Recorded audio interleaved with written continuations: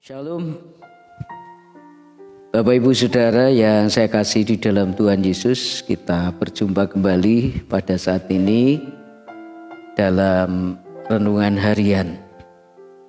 Kita bersyukur kepada Tuhan karena anugerahnya, sekali lagi karena kasihnya kita boleh ada sampai hari ini. Saudara, pada saat ini saya akan menyampaikan renungan firman Tuhan yang saya beri judul lapar mata. Saudara, pada waktu saudara mendengar tentang lapar mata, apa yang saudara pikirkan?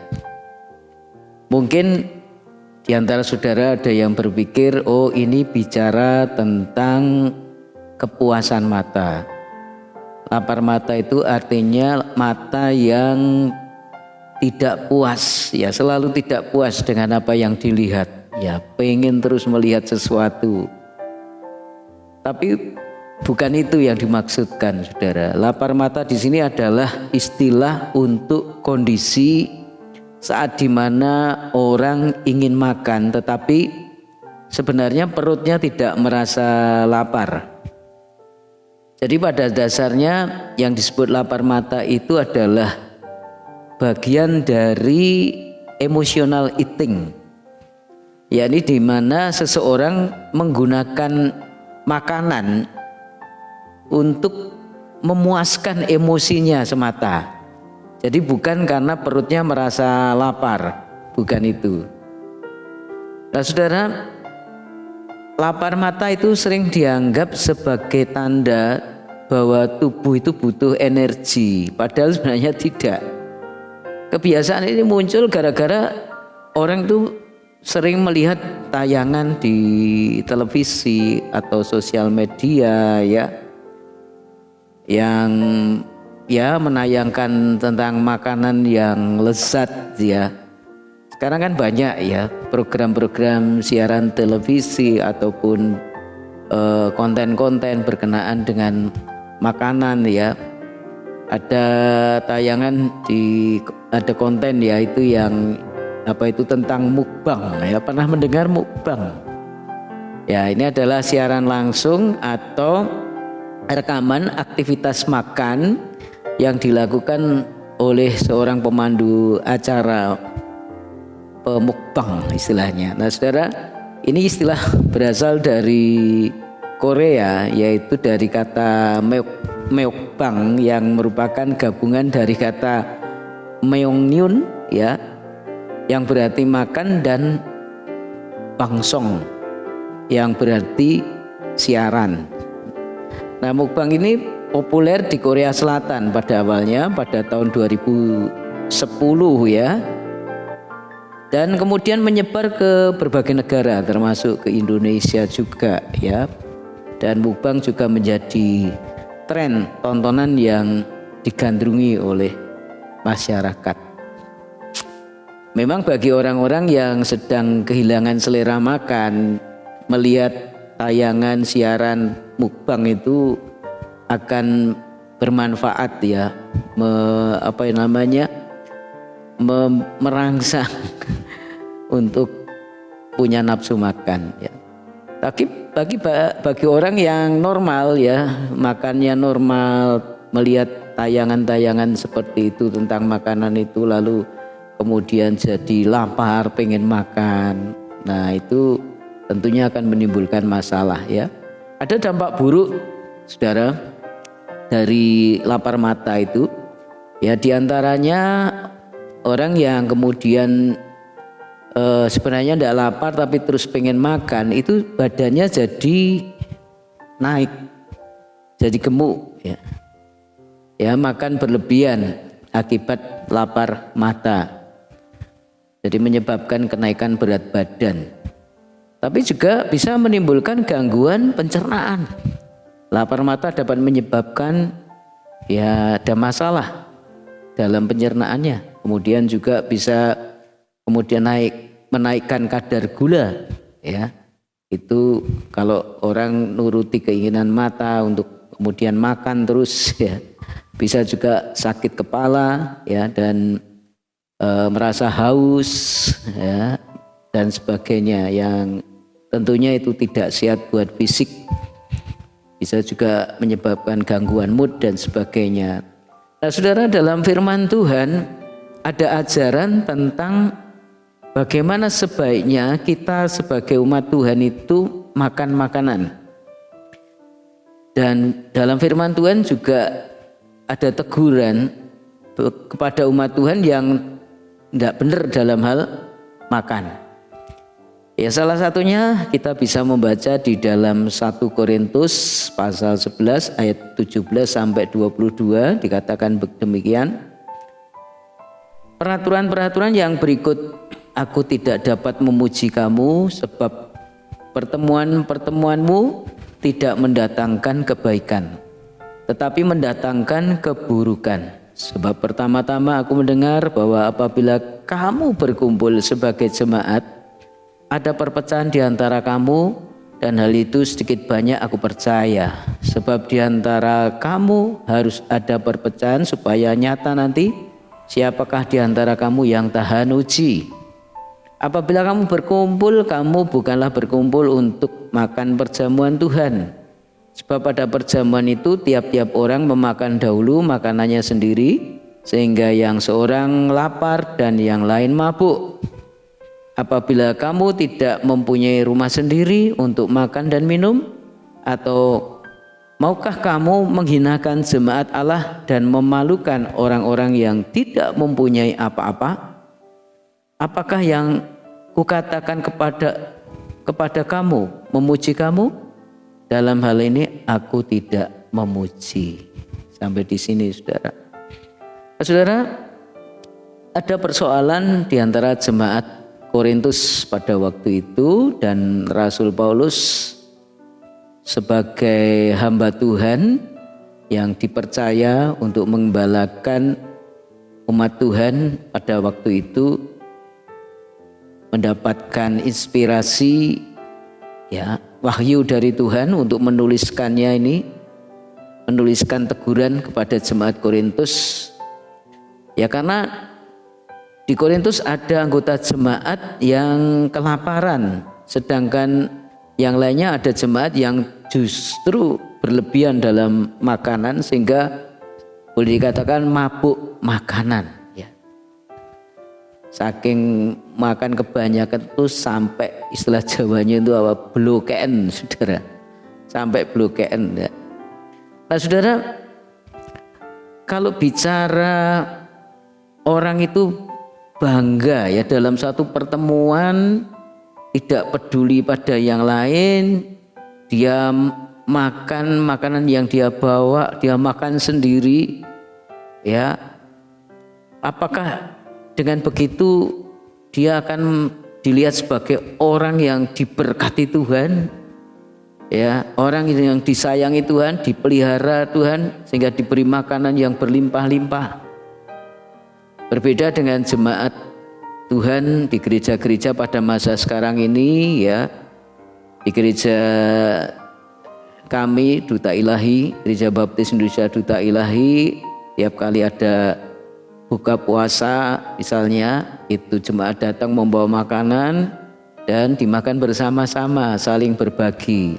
Tapi di Korintus ini kok aneh ya, sepertinya tidak begitu ya. Jadi mereka bawa makanan dimakan sendiri-sendiri, yang tidak bawa makanan ya tidak makan, sedang yang bawa makanan dimakan sendiri sampai mabuk makanan, ya.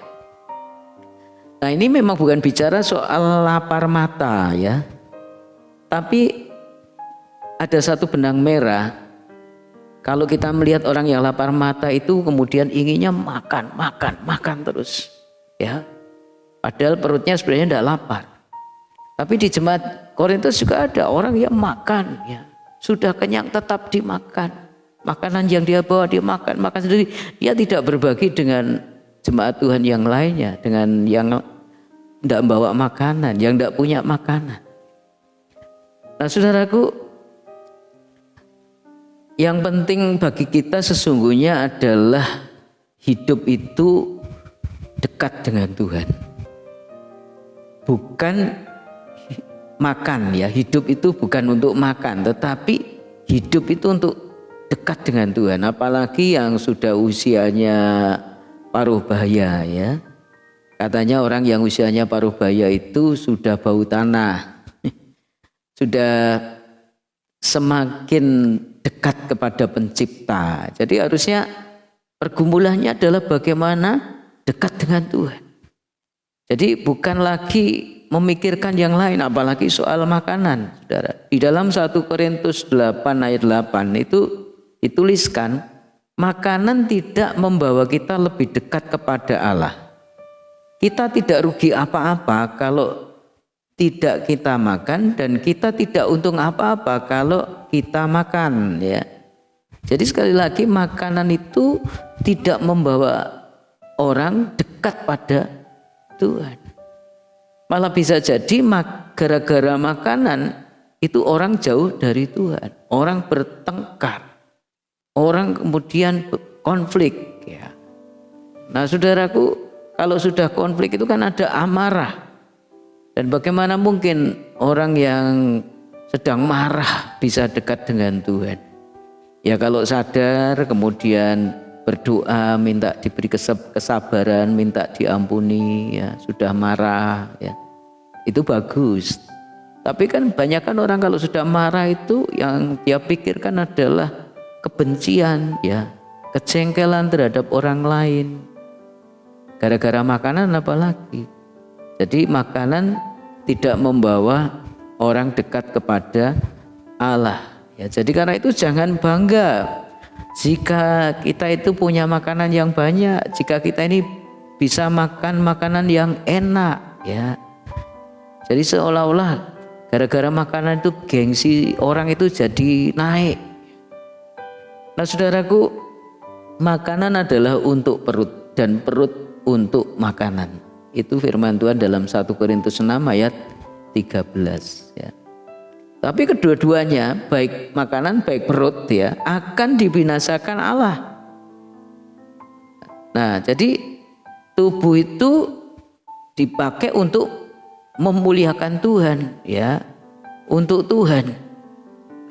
Tubuh jangan hanya sekedar demi makanan. Jadi itu yang harus kita ingat di dalam Tuhan. Ya kalau perlu tutup mata terhadap makanan. Kalau kita sudah terkena gejala lapar mata ya. Ya ini saya tidak bicara kalau ada orang jual makanan di di sosmed, itu berarti tidak boleh menggoda orang jadi lapar mata. Saya tidak bermaksud berkata demikian ya. Kalau saudara memang profesinya itu seorang yang bisnis ya, bisnis makanan, ya memang itu yang harus saudara lakukan, menjual makanan ya, baik secara onsite ya, di warung makan, di kedai, di kafe, atau saudara mengupload produk saudara di sosmed supaya orang membeli, itu tidak salah saudara. Dan kalau ada orang yang melihat satu produk dijual, di fotonya dipampang di sosmed, videonya ditayangkan, lalu saudara tergerak membeli, itu juga tidak salah. Tapi yang menjadi persoalan adalah kalau sebenarnya saudara sudah punya banyak makanan di rumah ya, saudara sudah makan cukup ya, makan cukup, perut sudah kenyang, tapi saudara gara-gara melihat makanan jadi pengen lagi makan, jadi seolah-olah lapar lagi, padahal perut sebenarnya tidak lapar, tapi hanya pikiran kita saja yang pengen makan. Nah itu ya yang jadi masalah. Jadi ingat ya, hidup itu untuk memuliakan Tuhan. Tubuh itu, perut termasuk perut itu untuk memuliakan Tuhan ya. Ya tutup mata ya dari makanan kalau itu menggoda kita jadi lapar mata ya. Sebab apa?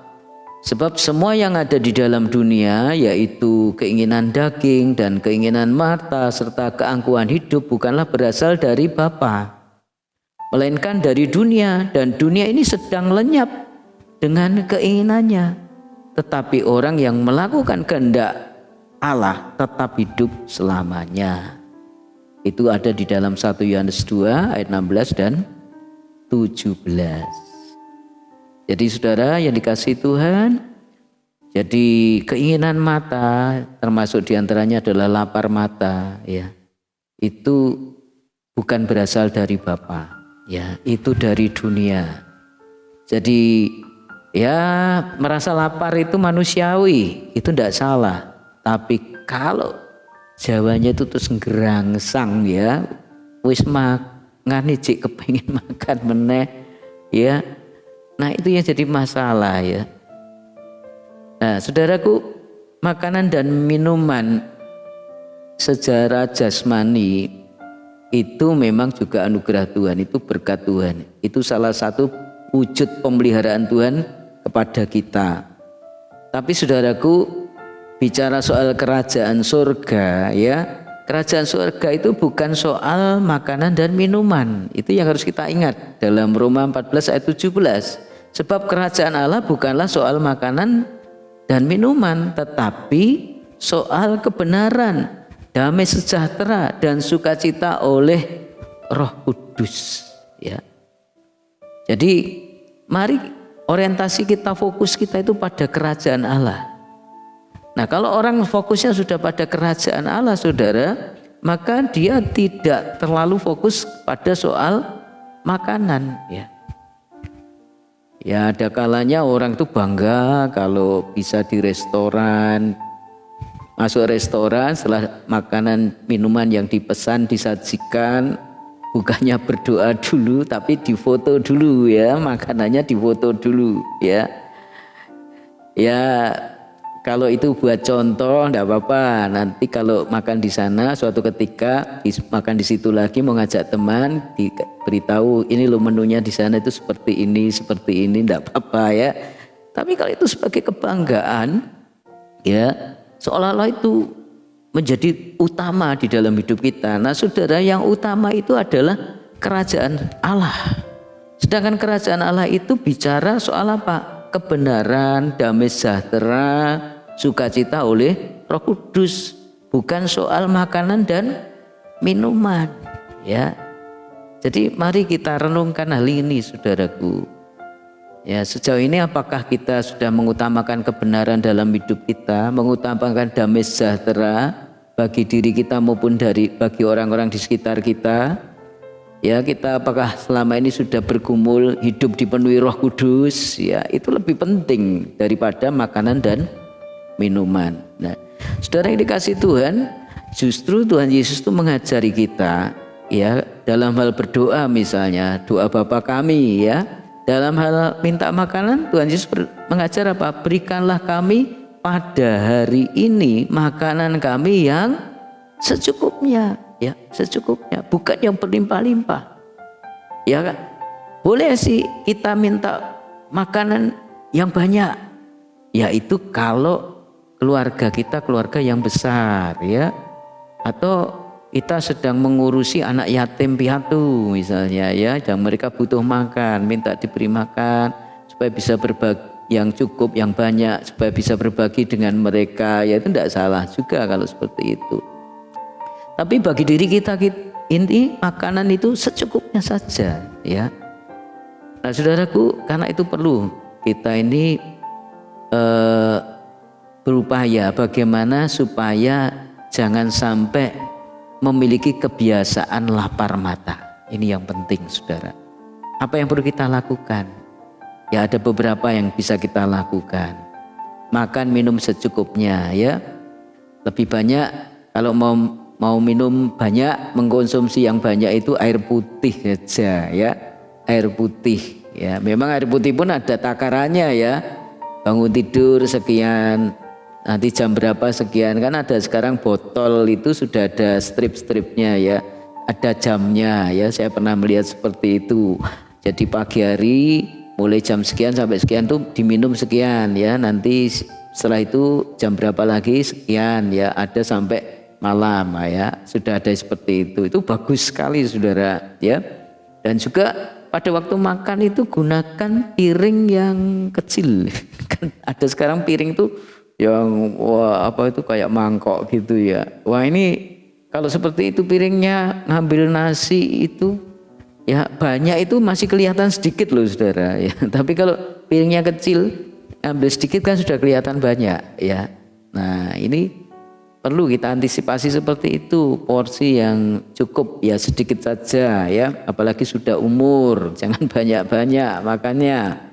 Ya kecuali orang punya aktivitas yang tinggi ya, olahragawan atau orang yang kerjanya kerja menggunakan tenaga yang banyak, nah itu baru ya mungkin tidak apa-apa lah makan agak banyak sedikit ya. Ya, kemudian juga berusaha istirahat, ngobrol dengan teman, dengan keluarga, ya, aktivitas melakukan kegiatan itu salah satu cara mengalihkan pandangan mata terhadap makanan, ya, dialihkan kepada yang lain, ya. Kemudian juga tidur, istirahat, itu cara mengalihkan perhatian dari keinginan untuk terus-menerus makan. Walaupun untuk tidur itu juga ada aturannya. Setelah selesai makan jangan langsung tidur ya. Ada aturannya. Ya juga buat daftar makanan yang akan dimakan dalam satu hari ya. Pagi itu mau sarapan apa ya, yang sehat tentunya. Nasi jagung, empok ya, atau apa gitu ya, ketela ya. Ya sedikit tidak banyak-banyak. Lalu sayurnya apa yang sehat, yang tidak menimbulkan penyakit ya. Kemudian siang makan apa, malam makan apa, atau hanya makan 2 kali saja. Itu dibuat seperti itu saudara. Nah, saudara yang kasih, yang terakhir kita harus ingat Tuhan mengaruniakan kepada kita itu bukan hanya tubuh, Tuhan juga memberikan kita roh. Tubuh, jiwa, perasaan ya, psikis, tapi juga roh. Nah yang butuh makanan itu bukan hanya tubuh saja, roh kita itu juga butuh makanan. Ingat perkataan Tuhan Yesus ketika Tuhan Yesus dicobai oleh iblis ya, kepada si pencoba Tuhan Yesus berkata apa ya? Tuhan Yesus berkata, ada tertulis manusia itu hidup bukan dari roti saja, bukan dari makanan jasmani saja, bukan dari nasi pecel, soto, sate dan sejenisnya saja, tapi juga apa? Dari setiap firman yang keluar dari mulut Allah. Ini yang jangan sampai kita lupa. Ini kebutuhan kita juga, kebutuhan roh kita, firman Tuhan. Ya jadi jangan orientasi kita, berpikir kita, pandangan kita hanya pada makanan jasmani, tapi juga mari kita arahkan pandangan mata kita kepada firman Tuhan. Ya termasuk ini, saudara mengikuti renungan harian seperti ini ya. Ini juga adalah salah satu wujud saudara memenuhi lapar roh saudara. Ini lebih berguna. Baik Bapak Ibu Saudara, mari kita berdoa mohon kepada Tuhan hikmat dan kemampuan. Bapa di surga, kami telah mendengar firman-Mu tentang lapar mata dan kami ingin hidup seturut ajaran dan kehendak-Mu. Biarlah kami bisa mencukupkan diri, makan secukupnya, minum secukupnya, yang sederhana saja. Dan biarlah Tuhan berkat makanan yang berlimpah yang kami terima tidak kami habiskan untuk memuaskan diri kami sendiri, atau kami simpan dan kemudian membusuk lalu kami buang. Tapi biarlah makanan yang berlimpah yang Tuhan anugerahkan kepada kami mencukupkan kebutuhan kami untuk anak-anak kami, keluarga kami, tapi juga bisa kami bagikan juga kepada yang lain. Sebab saat ini juga ada banyak orang-orang yang membutuhkan makanan minuman tetapi mereka tidak mendapatkan atau mereka kekurangan, sehingga mereka kekurangan gizi. Dan tolonglah Tuhan, pakailah kami menjadi berkat buat mereka, dan ampuni kalau selama ini kami menjadi orang yang lapar mata dan memuaskan diri kami dengan makanan-makanan jasmani, terlebih sampai membuat tubuh kami tidak sehat, membuat tubuh kami sakit. Ampuni Tuhan. Berkati saudara-saudara kami yang saat ini sedang dalam pergumulan kehidupan, ya, mereka membutuhkan mendapatkan nafkah yang cukup untuk memberi makan keluarganya. Tuhan berkati dalam usaha pekerjaannya. Yang saat ini sakit, kami berdoa untuk ibu dari Pak Stefanus yang akan operasi. Tuhan akan tolong supaya operasi berjalan lancar dengan baik oleh anugerah-Mu. Berkati Bu Iin, istri Pak Stefanus, juga Angel, adiknya, semuanya. Terima kasih Bapak. Dalam nama Tuhan Yesus kami berdoa. Mari percaya, katakan amin.